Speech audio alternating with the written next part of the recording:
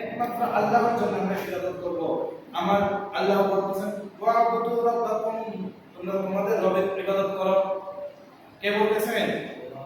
মহান রব্বুল আলামিন বলতেছে তোমরা সেই রবের ইবাদত করো। রব কে আমাদের? আল্লাহ।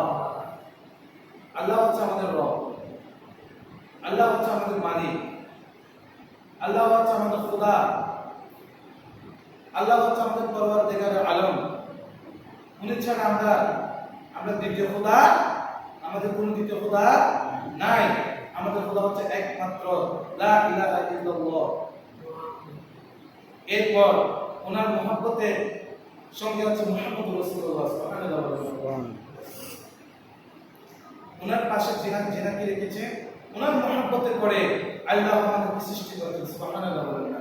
ওনার মহব্বতের পরে লওহে মাহফুজ থেকে শুরু করে যতগুলো আল্লাহর সৃষ্টি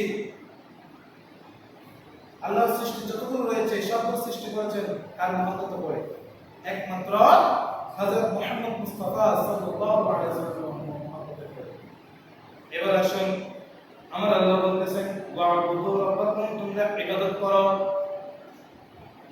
কার ইবাদত করো? রাব্বাকুম, রবের। কার? রবের। এরপর বলতেছেন ওয়াফআলুল খায়রা, এবং ভালো কাজ করো। ওয়াফআলুল খায়রা, উত্তম কাজ করো।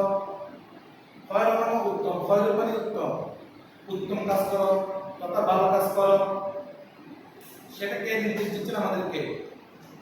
আল্লাহ তাআলা কে নির্দেশ দিচ্ছেন আমাদেরকে? আল্লাহ তাআলা বলতেছেন লাআল্লাকুম তুফলিহুন, যাতে তোমরা সফলকাম হতে পারো। সুবহানাল্লাহ। আল্লাহ আমাদেরকে ইবাদত করতে বলতেছেন, রুকু সিজদা করতে বলতেছেন। আল্লাহর ইবাদত করতে বলতেছেন কি জন্য? আমরা সফল হওয়ার জন্য। আমরা কি হওয়ার জন্য? একমাত্র আমরা সফল হওয়ার জন্য আমাদেরকে এগুলো করার জন্য আল্লাহ আমাদেরকে তাগিদ দিচ্ছেন। তাহলে সফল কোথায় হবো আমরা? ওই হাসরের ময়দানে, যখন আমাদের আমলনামা আমাদেরকে দেখানো হবে। ওই আমলনামা যখন আমরা দেখব, যখন আমলনামা দেখে আমরা আমলনামা পাহাড় দেখব,